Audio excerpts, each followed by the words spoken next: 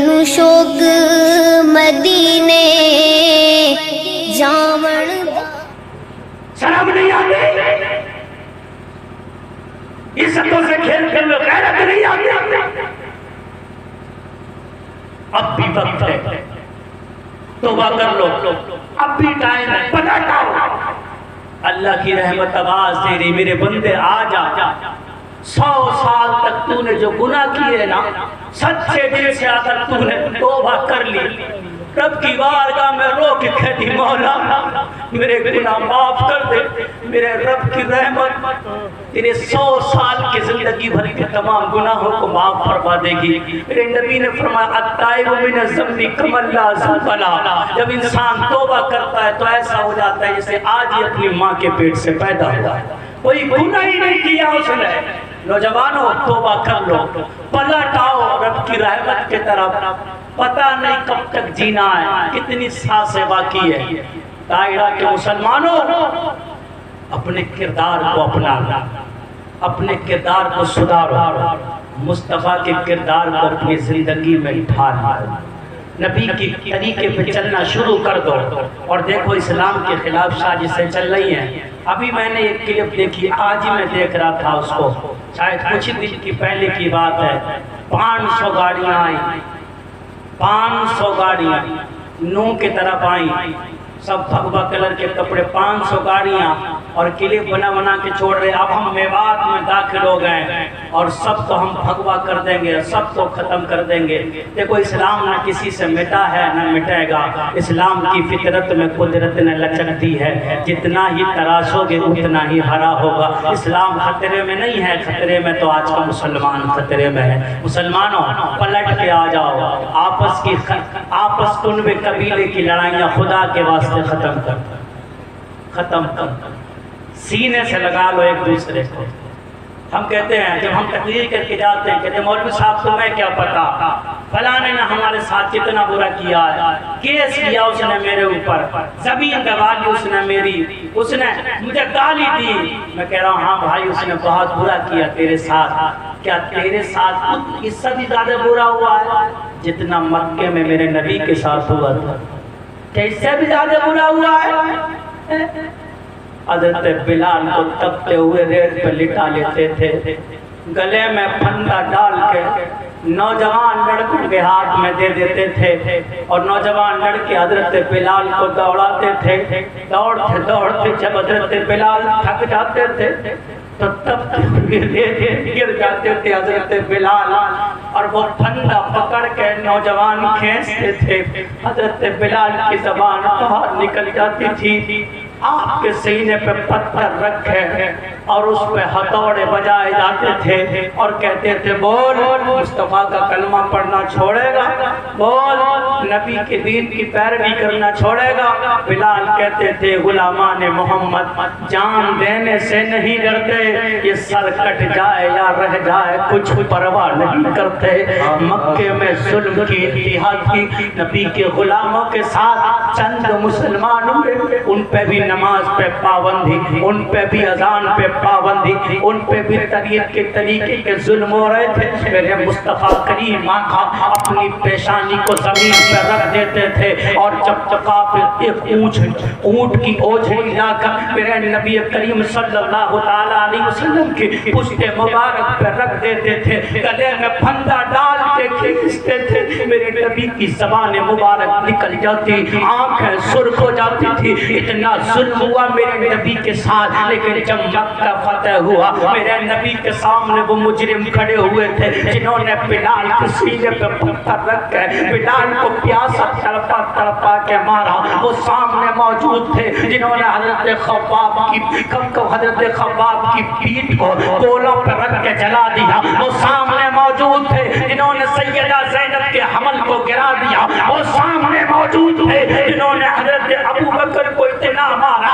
एक बजमे में मेरे नबी ने कहा लोगों अल्लाह एक है उसी की इबादत करो, माबूद एक है उसी की इबादत करो। काफिरों ने मेरे नबी को مارنا شروع کر دیا. ابو بکر بیچ میں آ گئے. ظالمو ایسے کو مارنا چاہتے ہو جو سچائی کی دعوت دیتا ہے, ایسے کو مارنا چاہتے ہو جو تمہیں ہدایت کی راہ دکھاتا ہے. حضرت ابو بکر کی داڑھی کو ظالموں نے پکڑ لیا اور گھسیٹ گھسیٹ کے مارا. داڑھی کے اکثر بال اکھڑ جاتے ہیں. اتنا مارا پورا جسم سوج جاتا ہے. پورے مکے میں شور مچ جاتا ہے. ابو بکر نہیں بچیں گے, ابو بکر نہیں بچیں گے, ابو بکر نہیں بچیں گے. پورے مکے میں شور مچ گیا. حضرت ابو بکر کے کنبے والے ہاتھ میں ننگی تلوار لے کے چلے آتے ہیں. ابو بکر کی جان کا بدلہ لیا جائے گا, قصاص لیا جائے گا. تمام ننگی تلوار لیے کھڑے ہوئے تھے. اگر آج ابو بکر نہیں بچے تو مکے میں خون کی ندیاں بہ جائیں گی, مکے میں قتل و عام ہوگا, مکے میں خون بہے گا. لیکن یاد رکھو عشق رسول کس کو کہتے ہیں, محبت رسول کس کو کہتے ہیں. ان کا قبیلہ موجود تھا. حضرت ابو بکر بے ہوش تھے, لیکن ابو بکر کو جیسے ہوش آیا, ابو بکر کی آنکھیں کھلتی ہے اور چاروں طرف کو دیکھ کے حضرت ابو بکر نے کہا, لوگوں مجھے یہ بتاؤ میرے مصطفیٰ کیسے ہے, مجھے یہ بتاؤ میرے نبی کیسے ہے, مجھے یہ بتاؤ میرے نبی کا حال کیا ہے.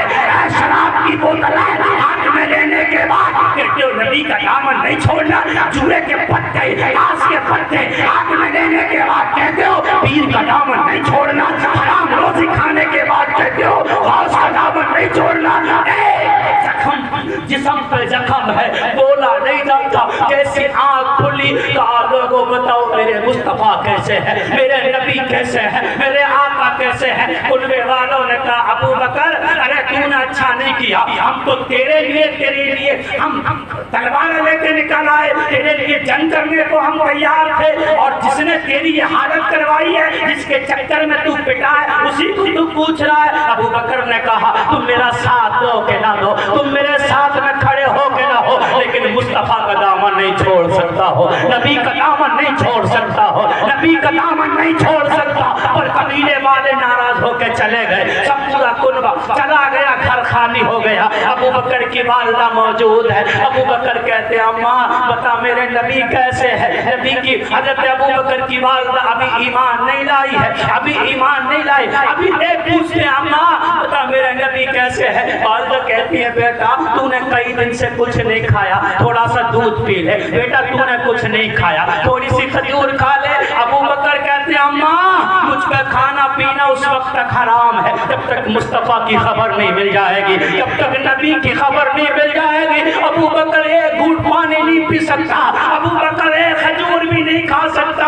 حضرت ابو بکر کی والدہ نے کہا, بیٹا مجھے تو پتا بھی نہیں نبی کی خبر کہاں سے ملے گی. کہا, عمر کی بہن عمر کی بہن مومن ہو چکی ہے, نبی کا کلمہ پڑھ لیا ہے, عمر کی بہن کے پاس چلی جا. جب وہاں سے خبر لے کے آ, اب ماں مائی ہوتی ہے چاہے کیسی بھی ہو. اے ماں کا چہلم کرنے والوں, ماں کا دل مت دکھاؤ. حالانکہ ماں کلمہ نہیں پڑھی تھی, لیکن بیٹے کو پریشانی میں دیکھا, بیٹے کو تڑپتا دیکھا, بیٹے کو بھوکا بھٹکتا دیکھا, ماں تڑپ جاتی ہے. حضرت عمر کی بہن کے پاس جاتی ہے, کہتی ہے, بتاؤ نبی کیسے ہے. میرا بیٹا بھوک سے تڑپ رہا, کئی دن سے کچھ نہیں کھایا, اور اس نے اللہ کی قسم کھائی ہے اس وقت تک وہ کچھ نہیں کھائے گا جب تک مصطفیٰ کی خیریت نہیں معلوم کر لے گا. عمر کی بہن ان کے ساتھ جاتی ہے. جیسے انہوں نے ابو بکر کی حالت کو دیکھا, آنکھوں میں آنسو آ جاتے ہیں. عمر کی بہن تڑپ کے رونے لگتی ہے.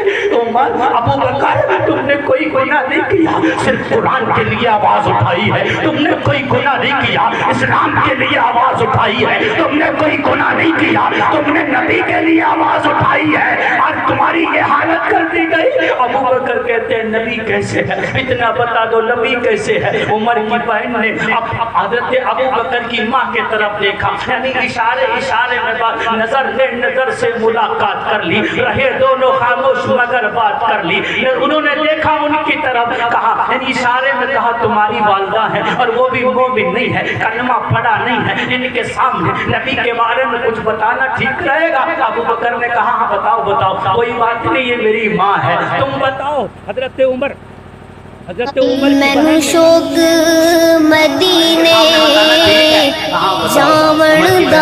اللہ کے رسول, اللہ کا شکر ہے, ٹھیک ہے. اب حضرت ابوبکر کی ماں نے کہا بیٹا اب تو کھا لے گا نہیں، جب تک میں مصطفیٰ کو دیکھ نہیں لوں گا تب تک کچھ نہیں کھاؤں گا۔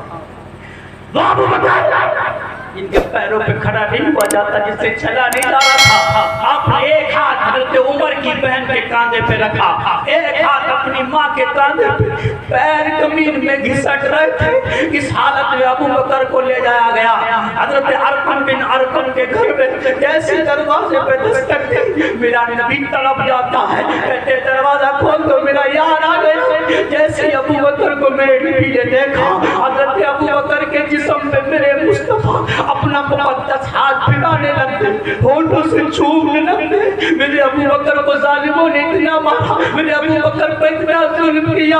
حضرت ابوبکر سے میرے نبی پیار کر رہے تھے۔ حضرت ابوبکر نے کہا یا رسول اللہ یہ سامنے کھڑی ہے میری ماں ہے، یہ کلمہ نہیں پڑا، یا رسول اللہ دعا کر دے۔ میرے نبی نے ہاتھ اٹھائے، مولا میرے ابوبکر کی خواہش ہے اس کی والدہ کو ایمان کی دولت دے دے، اتنا کہنا تھا والدہ قدموں پہ گر جاتی ہے، یا رسول اللہ میرے ہونٹوں سے دعا نکلتی ہے، رب کی بارگاہ میں ارے قبول ہوتی ہے، اسی کو دعا حضرت فرماتے ہیں۔ تماشا تو دیکھو دوزخ کی آمد، جلائے خدا اور بجھائے محمد، آج چپ کی جائے فردوس اعلیٰ، بنائے خدا اور بسائے محمد۔